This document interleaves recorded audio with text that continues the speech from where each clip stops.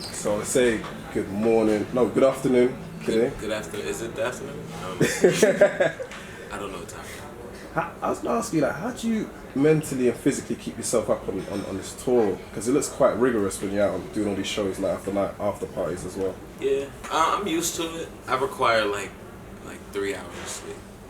Like for me, four is like good. Like 4 hours sleep is good. I get to recharge. But I think definitely.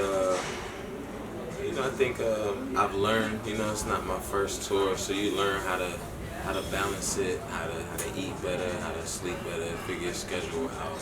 You know what I'm saying? Force yourself to go to sleep at a certain time so you're not jet lagged. Because trust me, it gets crazy when you're in a different city every day and the time change, and it's like you never know what time it is during the day or what day it is. Honestly, I go by day on the calendar.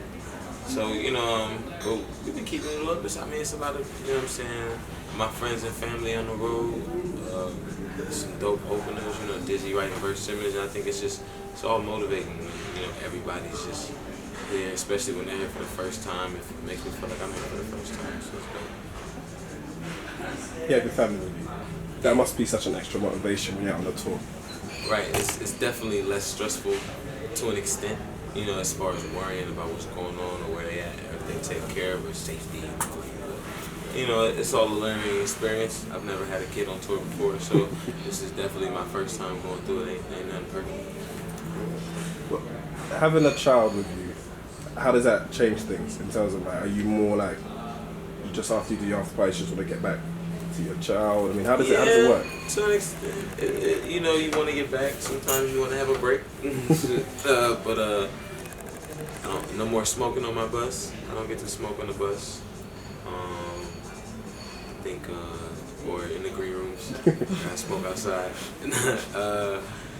Besides that, I think she likes being on tour, so it's definitely cool. But I got 2 buses, so it doesn't distract anyone else who still wants to have fun, party, turn up, do the super tour life thing. So I think that balance is cool. Everybody is chill with it. Everybody loves her on tour. She's dope. She likes to go on stage, have fun. So I think it's cool for everybody to see. It's a lot of dudes right now getting baby fever on the road. But we have fun. Okay, so obviously you got the single F With You. F With You, yes, man. Great song. When did you actually first record that record? We did that record right before I went on tour. So it was like I was in the studio, my bro Hitmaker.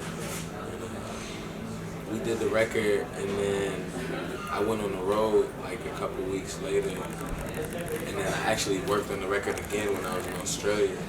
So then from there, after that, we sent it, and then Ty worked on the record, and then we just communicated from there, because we had been talking so much that we needed something new. We were in the studio so much before I left that, it was definitely trying to figure something out where we could go with it. When this one came, it was just perfect, and I think from there, I had to work on the record on the road. So it's definitely stressful too to work on music when you're on the road, because it's not really like, I'm not hands-on as I could be, but I still engineer myself. People send the records back and forth, and when I get good Wi-Fi, when my phone works, I actually can, manage to get things done. So I've been doing a lot as far as mixing stuff on the road. It's dope though that we put this all together so fast, and it just felt good.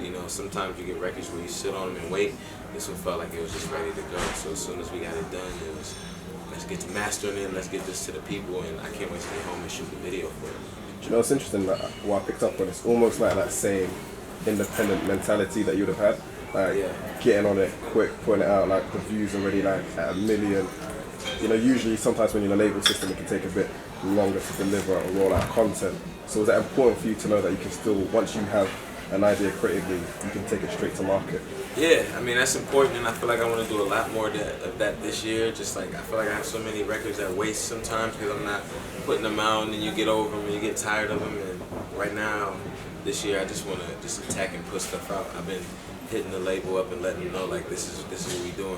What's the fastest process we could put music out, this year, instead of waiting and trying to build one record or anything like that. I want to just get about hit the masses with as much as I got, just like we used to do. So, that's where I came from. And it's never really left that mentality. It's just I've been trying to, play the role. But right now I'm ready to just get stuff out. I thought we talked to you about streaming. How does that affect an artist like you? In terms of streaming, do you find it as a benefit? Do you find it as it hinders sales or? Streaming? At first I didn't really understand the whole, situation, but now that I'm a, streamer myself, I feel like, and I've seen just the response I get, I'm with it 100%. I don't really believe in all the streaming sites that are like subject to having only one artist, or like make you have to watch this on that. I'm not that type like, oh, I gotta get this service just to watch this one video. I think that's kind of cheesy, but it's all like that's a business. But I think as far as like a lot of these just regular streaming things and playlists, I'm able to listen to new music and catch things that I probably would have never put on just because they pop up in a playlist or a group of people liked it. So I think that definitely benefits and works for me too, because I have a lot of songs that will hit an album and people don't really get to reach them, or sometimes they'll be stuck on this song and if they hear it come on some playlist when they weren't ready for it and they just vibe with it. I think it definitely, helps spread the music faster. I like the numbers I get. It helps me. It definitely, my numbers up. And, it helps me on the charts because I got a lot of streaming fans, so it's dope. Can I talk to you a bit about the music business? How the transition from being independent to being on a major, on a business level, what is the biggest change that you had to face, you and your team?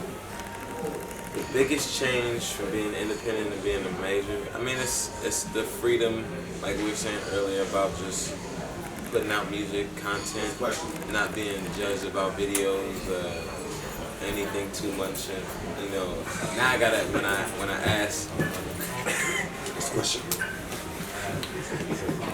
What's the question? Again? You gotta flush it out. Crash my interview. But now when but now I feel like, get approval from people a little bit more about just what's going on, or having to go through a chain of emails with 300 emails. I think that's the only thing that you, hey, don't touch my car.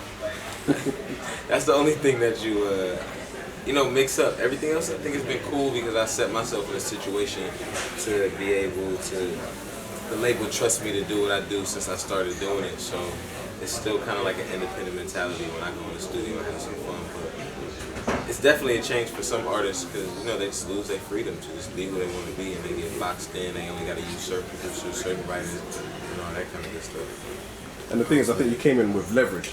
You already came in with numbers on the board. Nah, and it's not like they didn't.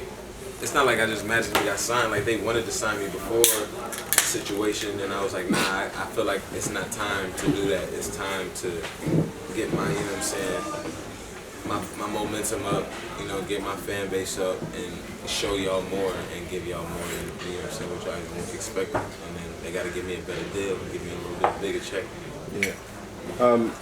You are known like commercially. But what would you see as one of the deepest songs that you've made, like the one that has the most meaning to you out of your whole catalogue? The most meaningful song, I think to date, would probably have to be I Just Want It All. I think as far as like for my fans that have really seen me grow and build, because it was a song I wrote in like a hotel room, just on the road when I was first touring, and then we shot this video when I was in like my first time in New York, and it was like my first show in New York, and just really going out there and visiting the labels and interviews, and I think it was, people got to see that video, and it inspired and motivated people, and they got to see, from that point, people who saw that off top just felt like they grew with me and just seeing that whole process live, so it was pretty dope. And what was the actual studio experience like creating that song? Honestly, it was like creating songs when I was just doing like mixtape stuff. So it was like, even though I was working on an independent album, we were literally just sitting in the middle of like a cheap hotel room, just smoking it out, bag over the smoke alarm, and my laptop out, listening to the beat on my laptop, recording it on my phone. and then took it from there and took it to the big studio once I got off the road and created it. So it was definitely just a classic vibe for me.